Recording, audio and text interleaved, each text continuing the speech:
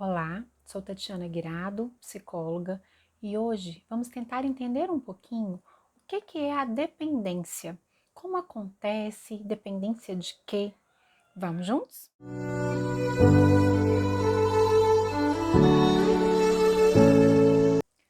Bom, primeiro temos que entender que existem vários tipos de dependência.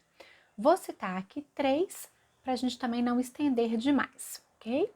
Então, nós temos a dependência de substâncias lícitas, que é então o álcool e o tabaco, a dependência de substâncias ilícitas, que entraria aqui maconha, cocaína, LSD, crack, dentre outras, e a dependência de tecnologias, como jogos e redes sociais.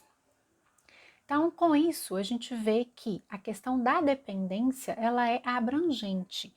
E não existe apenas esses três que eu citei, tá bom? Existem outras dependências também, mas que eu não vou estar trazendo aqui hoje para vocês. A gente precisa, então, entender que a dependência química, hoje, ela é considerada como uma doença que tem tratamento. Então, nós temos dois manuais que nos orientam em termos de medicina e psicologia e psiquiatria, que é o CID-10 e o DSM-5. Todos esses dois, eles têm ali critérios estabelecidos para que a gente possa, então, estar fazendo o diagnóstico de uma dependência. A dependência, a gente vai entender que o sujeito tem ali uma relação de energia desproporcional em relação àquele objeto foco da dependência. Então, ele deixa outras áreas da vida dele de lado, com menor importância, com menor valor, e dá um foco, uma energia, uma importância muito grande naquilo que for o foco da dependência. Por que eu estou falando assim? Porque claro que vai depender de qual é a dependência daquele indivíduo. Mas o importante para a gente observar é uma energia desproporcional a um único foco, a um único objeto. A dependência, ela não é classificada, como a gente pode dizer assim, se a pessoa ela tem que usar quantas vezes tal substância para se tornar dependente. Não tem como a gente dizer isso. A pessoa, às vezes, ela pode usar a substância uma única vez e se tornar dependente. Por quê? Porque existe no organismo daquela pessoa, né, de algumas pessoas, uma predisposição a se tornar dependente de determinada substância. Então, aquela pessoa, se às vezes ela fizer o uso uma única vez, ela pode se tornar dependente, enquanto outras precisarão ter usos mais constantes e frequentes para que essa dependência possa acontecer. Existem fatores de risco para que se estabeleça a dependência. Que fatores de risco são esses? Seriam três fatores. Nós temos os fatores biológicos, que entra aqui então, hereditariedade. Então, se o meu pai era alcoólatra, por exemplo, eu tenho um fator de risco hereditário em relação ao alcoolismo. Outra questão biológica seria a maneira como que o meu organismo metaboliza determinadas substâncias.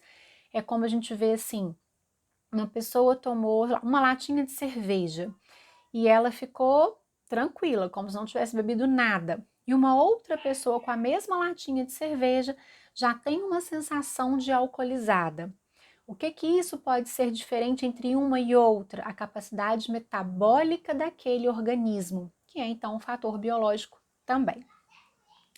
Segundo fator de risco são os fatores psicológicos.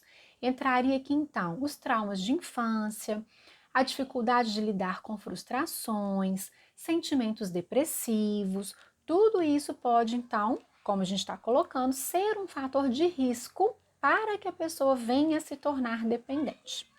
O último fator é o fator social. Aqui entraria então uma relação familiar conturbada, com grandes dificuldades, uma estimulação da mídia ou até mesmo de amigos que influenciam nesse processo. Além de tudo isso que a gente está falando, né, estamos falando muito aqui de uma dependência química voltada muito para essa questão do corpo.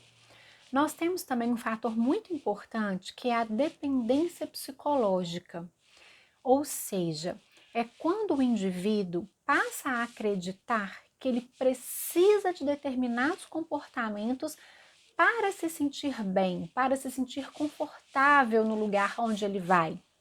Com isso, ele começa a ter sempre uma repetição daquele determinado comportamento, às vezes não ainda por uma questão fisiológica de dependência, mas já por uma dependência psicológica. Deixa eu dar um exemplo que vai clarear.